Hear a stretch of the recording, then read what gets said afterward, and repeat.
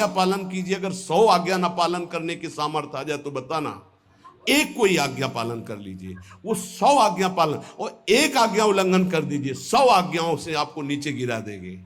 एक दिनचर्या पालन कर लीजिए, आप अपने मन को आज्ञा पर लगा दीजिए, एक दिनचर्या पालन कर लीजिए। कौन सी दिनचर्या ऐसी कठिन है जो आप पालन नहीं कर सकते? मैंने एक यूरोप का आदमी था, वो बहुत अमीर था। वो मरते समय घर वालों को कहा कि मैं एक वसीयत लिखा है, वो मुझे पढ़ने को मिली उस दिन। पूज्य नारायण स्वामी जी कह रहे हैं, उसमें कोई रुपया पैसा की वसीयत नहीं थी। उसने एक बहुत मोटे अक्षरों में शब्द पूरा खाली, पूरी डायरी खाली, केवल एक शब्द, और कहा मैं ये वसीयत आप लोगों को लिखकर, time is money in the world. सही शब्द है, गलत है? वर्ड होगा, हाँ, क्योंकि ज्यादा पढ़े लिखे। Time is money in the world, दुनिया में सबसे बड़ी संपत्ति समय है। दुनिया में सबसे बड़ी संपत्ति समय है। जब से मैंने ये पढ़ा तो इस दास ने समय की सदैव कद्र की है, हर समय को सार्थक किया है। या निरर्थक करने में समय की सार्थकता समझ रहे हैं। निरर्थक सोना, निरर्थक बातें करना, बिना भजन के जो सेकंड गया व्यर्थ गया। बहुत सुंदर बात है, जिसने समय की कीमत पहचान ली वो सबसे बड़ा संपत्तिवान। Time is money in the world, संसार में समय ही सबसे बड़ी संपत्ति है। समय की सदुपयोग वृत्ति, राधा राधा राधा राधा, इसको पाबंदी में बांधिए, तुम्हारा लोक परलोक दोनों सुधर जाएगा। समय को एक, इस समय ये, इस समय ये, इस समय ये, इस समय। परसों जब इसी का सत्संग हुआ था तो ये हुआ था कि यदि आपने किसी को 5 बजे का समय दिया तो 5 मिनट पहले पहुंच जाइए। ये साधक का लक्षण होता है। अगर 3:30 बजे से वाणी पाठ होता है तो आपको यहां 3 सवा 3 बजे ही उपस्थित हो जाना चाहिए।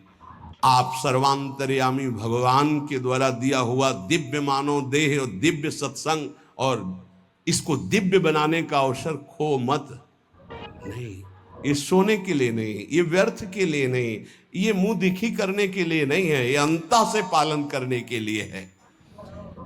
जब से मैंने ये शब्द पढ़ा था, time is money in the world, तो अपने जीवन में कभी 1 मिनट भी व्यर्थ नहीं खोने दिया, 1 मिनट भी। देखो, यही लगन नींद पर विजय प्राप्त करवाती है। यही लगन कि मुझे समय बर्बाद नहीं करना, जितना अधिक से अधिक भजन। पता नहीं आज शाम हो कि ना हो, हम क्यों अपने इस दिव्य समय को नष्ट करें। पर लोग समय कटता नहीं है, इसलिए टेलीविजन और कई कई प्रकार की बहिर्मुख वृत्तियों को स्वीकार करते हैं कि समय काटना है। बोले समय नहीं कटता। और सही पूछो तो भगवान से मनाया जाता है कि नींद ना आवे, कभी ये रात्रि ना हो, इसके लिए कि मैं रात्रि हो गई तो 10 घंटे 8 घंटे सो रहा हूं। नहीं, रात दिन भजन, जाना है यहां से। पता नहीं आप लोगों के दिमाग में है कि नहीं है। हर समय बात है कि जाना है, कोई भी मिनट आखिरी हो सकता है, बिल्कुल चलो, जाना है। फिर किस बात के लिए उदास हो जाना, निराश हो जाना, क्योंकि ये पक्का पता मुझे जाना है। कहां जाना है? लाडली जी के पास जाना है, जिनके लिए तरस रहे हैं उनके पास जाना है। तो उसमें कोई भय है क्या कि जाना? जिनके लिए हम तरस रहे, तड़प रहे, उनके पास जाना है। जहां अनंत जन्मों से बिछुड़े वहां जाना है। कोई आश्चर्य की बात है, कोई दुख की बात है, कोई घटना की बात है, और जाने का ये बुलावा है। एक माई है, भयंकर कैंसर से पीड़ित है, मुस्कुराहट के सिवा कभी हमने उसके मुख में उदासी नहीं देखी। जब प्रणाम करके बाद, बहुत कृपा है लाडली जी की, बहुत कृपा है गुरु जी की। जीवन है आपके अंदर, अगर थोड़ी देर सोचो कि कैंसर की रिपोर्ट आ गई, अब कैसा लगेगा? कैसा लगेगा? तो भगवान ने हमें क्या दिया है? थोड़ी देर आंख बंद करके सोचो, यदि तुम्हारी आंखें ज्योति रहित हो जाए तो कैसा लगेगा? घबराहट पैदा हो जाएगी। आप देखो, अभी आंख बंद करो, सोचो अगर ये सदा सदा के लिए ऐसी हो गई तो भगवान ने कितनी कृपा दी। तुम सुन सकते हो, बोल सकते हो, देख सकते हो, सूंघ सकते हो, चल सकते हो, अभी स्वस्थ हो। समय की कदर करो, नहीं ये समय निकला चला जा रहा है, ये वापस नहीं आने वाला। और स्थिति ऐसी बना लो कि हर स्थिति में तुम्हारा मंजीरा बजने से रुके ना। पक्का जब भीषण कष्ट की स्थिति थी तब भी कहते थे व्हील चेयर में बैठा लो, हमारा नियम है इस समय बाहर निकलकर 4 चक्कर लगाना, आप लगाओ चक्कर। नहीं ऐसे नहीं बैठा लिए, हमारा नियम, और जो नियम है उठाओ हमको, टांग के ले चलो, हमारा शरीर का संस्कार करो वैसा, चलो टाइम बाय टाइम। ये क्यों हुआ? बचपन से इसका अभ्यास और भगवदाश्रय। इसीलिए सबसे प्रार्थना करते हैं, ये किसी एक के लिए नहीं है। व्याधि मंदिरम शरीरम व्याधि मंदिरम, कौन सा देवता प्रकट हो जाए? किडनी फेल कर, कितने प्रकार के रोग हैं भैया, और एक बार जहां रिपोर्ट आई कैंसर, खत्म खेल, भजन साधन सब खत्म, चेहरे का रंग बदल, दिल बोले ब्लॉक हो गए इस दोनों नसें। अब वो परेशान है, अरे ब्लॉक नहीं, फेल हो जा पास हो जा, इसमें क्या जाना। राधा राधा हर समय तैयार है, जैसे आर्मी का जवान तैयार रहता है बॉर्डर पे कि कहीं से भी गोली आ सकती है, ऐसे बिल्कुल तैयार रहो, पक्का तैयार रहो। बार बार कह रहे हैं सावधान, समय की कीमत को पहचानो, हर श्वास में राधा राधा। एक हित धाम में आए थे, बोले अब बस वृंदावन आ रहा हूं, तो अचानक श्री जी की कृपा से दृष्टि में हम कहा आप जाइएगा मत, अब यहीं रहिएगा। बोले नहीं अभी कुछ बेचने को रह गया, बेच करके बस फटाक से आया। उनका पता नहीं भगवान की क्या लीला है, हमारा मन कह रहा है मत जाइए। बोल नहीं महाराज, अभी जब कई महीना नहीं आए तो परिचय के जो आते थे पूछा, तो उन्होंने बताया उनका एक्सीडेंट हो गया, कई जगह से उनके अंग टूट चुके हैं वैसे। फिर जब आए थे तो एम्बुलेंस में आए थे कई महीने बाद, तो रो रहे थे। हम कहा भगवान प्रारब्ध टालना चाहते थे पर प्रारब्ध प्रबल हो गया, आप आज्ञा पर महत्व नहीं दिए, और वो ऐसी परिस्थिति अब कभी नहीं आ सकती। बड़े स्वस्थ और चलते फिरते, सूचना मिली कैंसर, 2 महीने में हालत खराब, पर वो तो समर्पित थे, तो यहाँ वेदांत हॉस्पिटल में आके धाम बेसरी। कुछ भरोसा नहीं इसका, जो बहुत अकड़ के चल रहे हैं और लंबा समय इतना कमा के रख दें कि 7 पीढ़ियां तक खाती चले जाएं, बड़ा व्यवस्था के ऊपर व्यवस्था। ये नहीं सोच रहे यहां से जाने की तैयारी हम क्या कर रहे हैं। नारायण स्वामी जी कहते हैं, गोस्वामी तुलसीदास जी महाराज के दोहे हम अपने जीवन में सामने रखा है, आप भी सुन लीजिए। सत्य वचन आधीनता परतीय मातु समान, इतने में हरि ना मिले तो तुलसीदास जवान। मैं इस बात की गारंटी लेता हूं कि यदि आप वाणी से सत्य बोलेंगे और भगवान की अधीनता और पराई माता बहनों के मात्र दृष्टि से, तो तुम्हें भगवान मिल जाएंगे पक्का। इतने में ना मिले तो इसकी जमानत मैं लेता हूं, गारंटी मैं लेता हूं, निश्चित भगवान मिलेंगे। मैंने बहुत इस दोहे को सामने रखा है, सत्य वचन और भगवान की आधीनता और परती मात समान, इतने में हरि ना मिले तो तुलसीदास जमान। आधीनता का साधन एकमात्र भगवान का दृढ़ भरोसा। जब मैं गोमती नदी के किनारे भजन किया, नारायण की आज्ञा से, अलग अलग आज्ञा होती जाती थी भगवान की, तो वहां से चाहे वो हिंदू हो, चाहे वो मुसलमान हो, चाहे ईसाई हो, कोई भी निकले, हमको सबको नारायण दिखाई दे, सब में नारायण दिखाई देते थे। सबकी चरण रज माथे पे लगाता, सबकी चरण रज माथे पे लगा। अगर कोई इस साधन को कर ले तो बहुत जल्दी देहाभिमान गलित हो जाए। पूज्य राधा बाबा जी ने भी वर्णन किया कि मुझे और किसी से द्वेष नहीं था, अंग्रेजों से द्वेष था, क्योंकि इन्होंने जब हमारे देश पर अधिकार किया तो बहुत अत्याचार किया। उसमें पूज्य बाबा भी देश स्वतंत्रता के उसमें जेल में गए थे, तो उन्होंने देखा था कैसे भारतवासियों के साथ बर्ताव होता है। बूटों में कीलें गड़ी हुई थी, बाबा के जीवन चरित्र में पढ़ा तो जो उनके सामने सर न झुकाता गिरा के छाती की पसुरियों पर ऐसे कूदते और बड़ी बुरी दशा से उसको मारते थे। बाबा का भी, बाबा ने जब पीछे से आ रहा था अधिकारी तो बाबा ने सर नहीं झुकाया कि चाहे मार डाले मैं इसके विदेशी के आगे सर नहीं झुकाऊंगा। बस पीछे वाले ने कहा झुका दो, उन्होंने कहा नहीं कटवा सकता हूं, झुका नहीं सकता। राधा बाबा बड़े जिद्दी स्वभाव के थे। इतने में जो ही नंबर बाबा का आया वो सामने आने वाला था तो ऑफिस में कुछ ऐसा बड़ाम से हुआ, क्या हुआ भगा। तो उस दिन फिर दूसरे दिन ट्रांसफर हो गया दूसरी जेल। तो बाबा को बहुत घृणा थी, गोरा देखते ही अंदर से उनको जलन पैदा हो जाती कि हमारे हिंदुस्तानियों पर इतना अत्याचार करने वाले ये। अंदर से आया कि भगवान की प्राप्ति करनी तो अजात शत्रुता आनी चाहिए, ये ठीक नहीं। तो गंगा के किनारे घाट पे बैठ जाते और जब कोई जैसे अंग्रेज निकलता तो चरण धूलि माथे पे लगाते, वो कोई पैसा चढ़ा देता तो छोड़ के चल देते। तो एक दिन जब भगवान ने देखा कि अंग्रेजों के प्रति घृणा खत्म हो गई तो एक अंग्रेज आया और बाबा की जो भद्र करवाई हुई सर थूक दिया होगा। तो उनका गोरे ठाकुर अब ले, अब ईर्ष्या आपसे या द्वेष आपसे या घृणा नफरत नहीं हो सकती, आप ही हो। बस अंदर से वृत्ति गायब हो गई और हुआ काम हो गया, अब मुझे इसकी जरूरत नहीं। तो यहां एक कह रहे कि दास ये कहता है कि यदि सबके प्रति, देखो महापुरुषों के वचन है यहां, अगर परम पद में आरूढ़ होना है, भगवत प्राप्ति करनी है तो सर्वान वस्तुतया निरीक्ष परम स्वाराध्य बुद्धिर्मम। बहुत कठिन बात है। नारायण नारायण। एक बार दास से कोई बिगड़ा तो दास ने सर झुका दिया और कहा पादुका उतारो और इस पर प्रहार करो। फिर भी हे नाथ आपसे द्वेष नहीं हो सकता।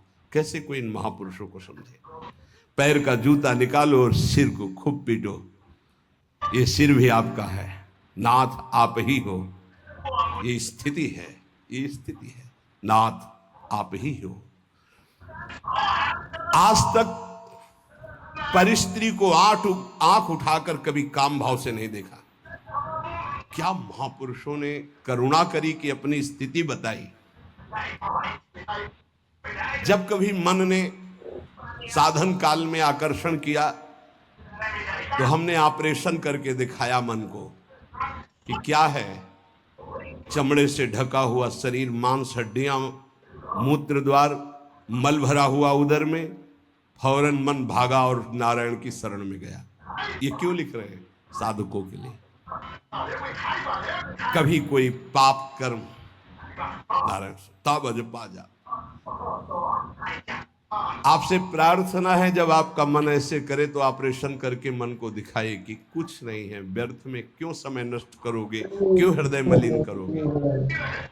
जो नियम तुम स्वयं स्वीकार किए हो या गुरुदेव ने दिए हो उसे कभी भी किसी भी स्थिति में नहीं छोड़ना चाहिए। चाहे सुखद परिस्थिति हो चाहे दुखद परिस्थिति हो, आप उपस्थित हैं उस समय।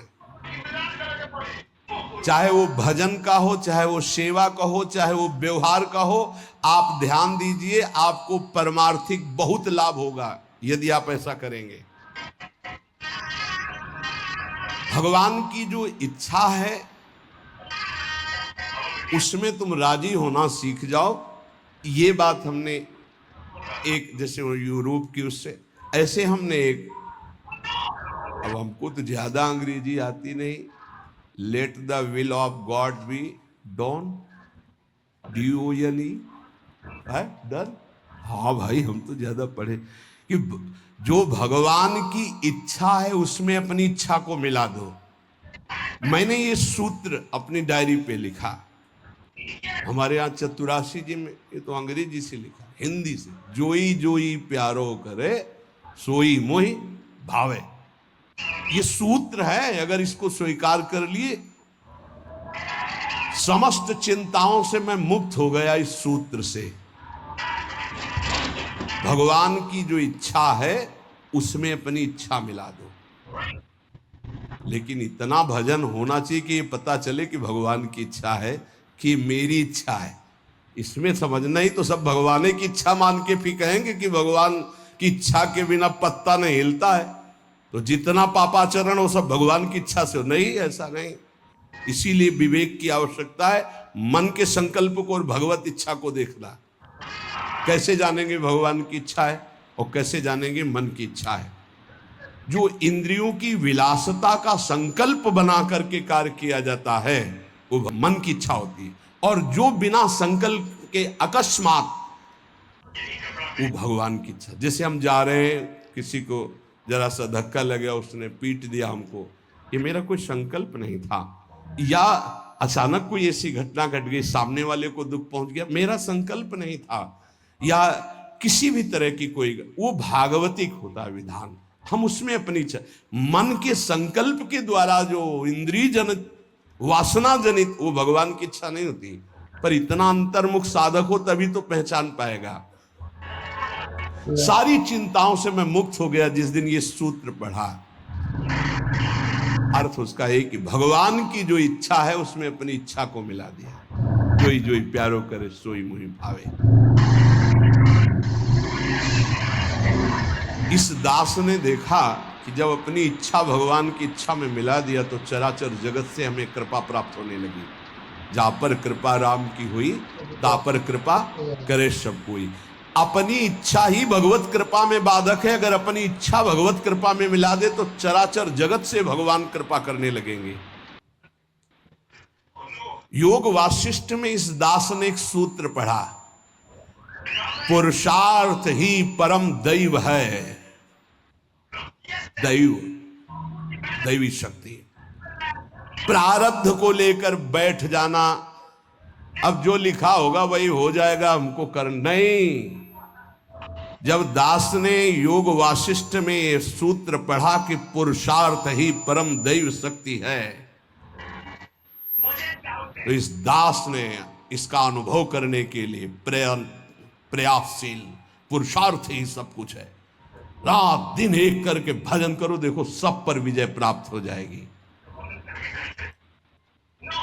कभी कभी प्रारब्ध बाधा पहुंचाने की चेष्टा करता है, पर प्रबल पुरुषार्थ प्रारब्ध को रौन देता है। प्रबल पुरुषार्थ, पुरुषार्थ जो साधन भजन मिला है इसमें प्रयत्नशील। यहां कह रहे हैं कि भगवान की कृपा प्राप्त करने के लिए पुरुषार्थ, प्रबल पुरुषार्थ, प्रबल पुरुषार्थ ही भगवान के सिद्धांत की अनुभूति कराता है। प्रबल पुरुषार्थ ही प्रारब्ध के सिद्धांत की धज्जियां उड़ा देता विधान की। पुरुषार्थ में बड़ा बल है, बड़ा बल है। पर पुरुषार्थ भगवान के नाम जप से माना जाएगा, और ये लौकिक पुरुषार्थ प्रारब्ध को नहीं मिटा सकता। भगवान का नाम जप, जब हमारा पुरुषार्थ प्रबल होता है भगवत कृपा से, तब अद्वैत भाव की सिद्धि अत्यंत अनिवार्य हो जाती है। हर मार्ग के उपासक को अद्वैत भाव, एकमात्र जो सर्वत्र है वो यहां भी है, गुरुदेव भगवान को। इसके बाद द्वैत प्रेम का आता है। पहले द्वैत से अद्वैत और अद्वैत से द्वैत। अपने इष्ट देव को सर्वत्र देखने की चेष्टा करे, किसी भी अन्य अपने इष्ट देव के नाम रूप की निंदा अवहेलना ना कर दे, नहीं तो अपने इष्ट देव की भक्ति में फर्क पड़ जाएगा। जैसे परिक्रमा लगा रहे हैं, रास्ते में हनुमान जी का मंदिर है, आरती हो रही है, अरे क्या हनुमान जी, हम तो नहीं, महाभागवत है। आधा मिनट रुके, हाथ जोड़े खड़े हैं, आरती के दर्शन कर रहे हैं। राधा वल्लभ लाल आप इस रूप में हो, जय हो श्री राधा वल्लभ लाल की जय। आगे बढ़ गए, देखा किसी भगवान की झांकी जा रही है, पंचांग प्रणाम किया, राधा वल्लभ लाल की जय। ये वैष्णव धर्म है, ये उपासना का मार्ग है। ये नहीं कि अवहेलना करना, ऐसा नहीं है। हाँ, हम दर्शन करने नहीं गए, सामने से गुजर रहे थे, किसी को भी। ये अपने स्वामी नारायण की कृपा से जाना, इस मर्यादा को सदैव उपासक सुरक्षित रखे।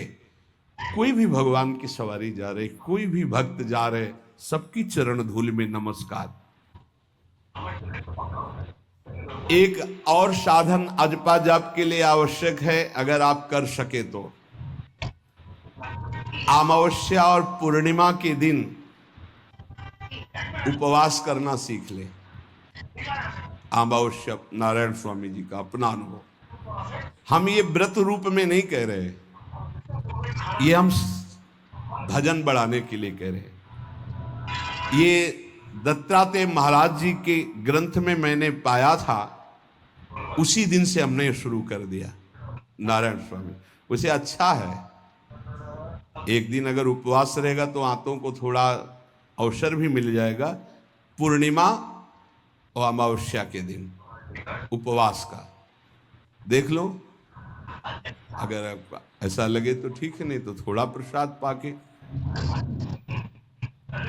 गृहस्थ में अगर पूर्णिमा अमावस्या के दिन किसी तीर्थ धाम या कहीं भी जाए तो किसी का भी दिया हुआ कुछ ना खाए, क्योंकि उस दिन का प्रतिग्रह बहुत बड़ा प्रतिग्रह माना जाता है। ये जो हलवा पूड़ी बटता है ना, वो खाते हुए रास्ते में चलते हुए मना है। अगर वास्तविक पुण्य कमाने तीर्थ यात्रा या धर्म क्षेत्रों में जाते हैं गृहस्थी में। दास को ये जब दत्तात्रेय जी की वाणी से पता चला तो जीवन भर के लिए नियम ले लिया कि पूर्णिमा और अमावस्या को भोजन ही नहीं करना। तो मुझे ये लगता है कि उपासक को भजन के लिए अनिवार्य है ऐसा करना। त्याग और संतोष, ये साधु का तो धन होता है, साधक का तो धन होता है। ज्ञान और भजन ये उसका फल होता है। हर समय भजन और ये ज्ञान है कि सर्वत्र मेरे प्रभु। त्याग ये स्वभाव में बैठा होता है, संतोष ये स्वभाव में बैठा होता है। ये जो मूर्ति पूजा की अवहेलना करते, इन लोगों की बात मत सुनना। मैं स्वयं अपने भगवान नारायण की कृपा से अनुभव किया है कि मूर्ति पूजा से बहुत जल्दी भगवान प्रसन्न होते हैं। इस दास का अनुभव भी है नारायण की आज्ञा से। सेवा करते समय मन बहुत जल्दी इष्ट में आसक्त हो जाता है। अन्य समय भागेगा लेकिन सेवा में आसक्त हो जाएगा, क्योंकि मन की एकाग्रता सेव्य घसीट लेते हैं। इसको खिलवाड़ न समझे जो प्रभु की सेवा हो रही। दास को जब नारायण ने आदेश किया तो इसमें बहुत सुख मिला। भक्ति ईश्वर प्राप्ति में समर्थ है, पर यह ज्ञान अत्यंत आवश्यक होना चाहिए। जब सर्वत्र भगवान है तो मूर्ति में भगवान क्यों नहीं? ये जो लोग खंडन मंडन करते हैं, यह अधूरा ज्ञान है। मेरे ख्याल से अधूरे ज्ञान से परमार्थ में काम नहीं चलता है। जैसे एक टांग से चलना बड़ा कठिन होता है, ऐसे ही कि वो निराकार है इतना ही मान लेने से नहीं होगा। जैसे दो टांगों से आराम से चला जाता है तो वो निराकार भी है, वो साकार भी है। वो साकार भी है और निराकार है, दोनों की उपासना हम करते हैं। जैसे साकार रूप में ये कर रहे, निराकार रूप में सब अंतर्यामी रूप में भगवान सबके हृदय में विराजमान है।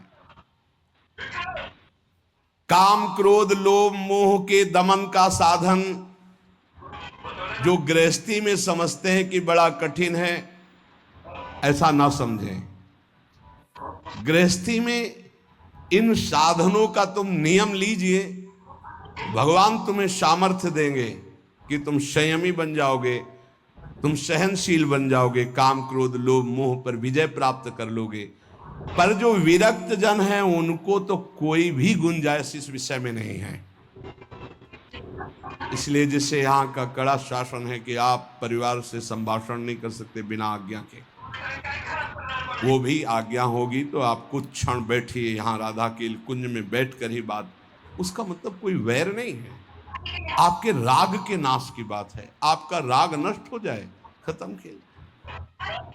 गुरु की कृपा से ही सब साधन की जानकारी होती, सब साधन चलने का उत्साह होता और सब साधन की पूर्णता भी होती। सदा अंतर में गुरुदेव भगवान बैठ करके साधन की प्रेरणा करते हैं, कराते हैं और सफलता प्राप्त कराते हैं। इसीलिए कहा कि व्यक्ति कभी गुरु नहीं हो सकता और गुरु कभी व्यक्ति नहीं हो सकता। वैसे मेरा हृदय तो बहुत कठोर है, नारायण स्वामी जी कहते हैं, पर पता नहीं कैसे रिझाए माखन चोर की आकर के मेरे हृदय को माखन बना दिया।